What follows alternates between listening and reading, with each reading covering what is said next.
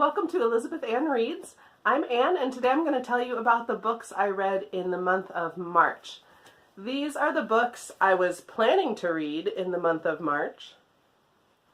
These are the books that I actually read in the month of March. So, TBR fail, but that's okay. I still read some good books.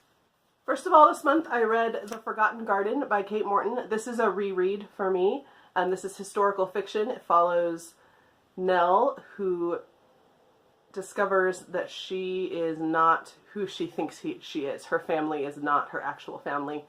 And so it's her journey to discover who she actually is. So it's her story, but it's also dual timeline. So it follows her mother, as well as her granddaughter, Cassandra, in present day. So you get all these different stories piecing together all these different clues. This is a fantastic book. This is a 5-star book for me. This is the third time I've read it. It's very dark. It's got some heavy themes, a lot of mystery, a lot of family drama, but just, so beautifully written and so good. If you've never read a Kate Morton, I definitely suggest starting with this one. I think this is her best of what she's written so far. After that, I read When We Were on Fire by Addie Zierman. This is a memoir of her life kind of growing up in the evangelical church culture of the 90s, being a teen and part of a youth group at that age, and what that was like, and then the challenges that brought as she became an adult. I did not love this book. I thought it was a little bit, I wanted more depth from it, and it felt a little shallow, a little surface, and it wasn't for me. I don't want to give it a star rating because I don't want to judge someone else's story, but for me, it just was not what I was looking for. After that, I picked up The Girl from Everywhere by Heidi Heilig. This I also did not love. This was a 2-star book for me, and a lot of that is because I think it's not marketed correctly. I thought the description was very misleading. It's supposed to be kind of this high adventure fantasy about time-traveling pirates, which sounds really exciting. I love the concept of the book. It just didn't turn out to be that. It was mostly a love triangle between the young girl that's one of the main characters, and the 2 boys she's interested in. So it's a teenage love triangle is basically what it is. And there's a little bit of time travel, there's a little bit of kind of that story happening in the background, but the main focus is on her relationships, and that's not something I enjoy. Had I known that going into it, I would never have picked this book up in the first place. So for those of you that like those types of books, this would probably be a great book for you. But again, it was not what I thought it was going to be going into. I also read Awkward, The Science of Why We're Socially Awkward and Why That's Awesome by Tai Tashiro.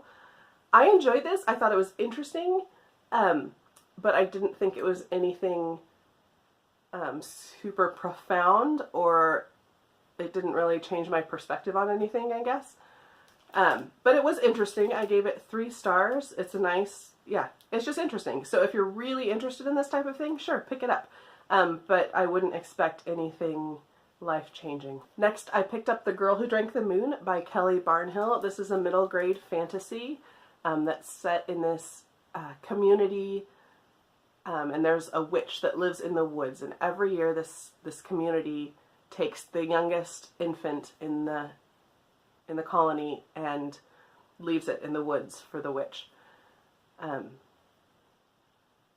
That's what I went into this book knowing. I was surprised by what I found in this book. Yes, that's in there, but there's a lot of other themes and plot points in here that I was not expecting. I really enjoyed this book. The writing is very poetic and very beautiful.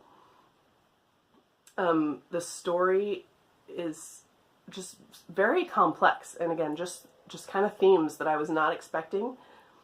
What I will say about this book is I would not give it to a young middle grader. I would wait till they're on the older edge of middle grade or even teens. As an adult, I like this book. I don't think I would have enjoyed it as a kid. I think the writing would have been too flowery, and I would have found it too hard to follow as a kid. But also, like I keep saying, there's some very heavy themes in there. Things like controlling the population by human sacrifice, and just things that are pretty dark. So I would just be cautious of giving this to a sensitive reader or anyone that's very young. I would wait till they were a little older, but again, highly recommend for the right people. I gave this 4 out of 5 stars. And then the last book I got through this month was Early Riser by Jasper Fforde. This is also a reread for me. Jasper Fforde is my favorite current author. I've read all of his books multiple times. This is his newest one, and now that I've read it twice, I can say that again. I've read all of them multiple times, and I love, love, love his writing. It's very unique, it's very quirky, it's very witty. This particular book is set in a, I guess you'd say, an alternate universe, where the population hibernates for 4 months out of the year. So this follows our main character, Charlie, who becomes a winter consul, and so the winter consul's job is to kind of guard the populace while they're hibernating. But then there's an outbreak of viral dreams that are killing people. Which, it sounds really strange. It is very strange.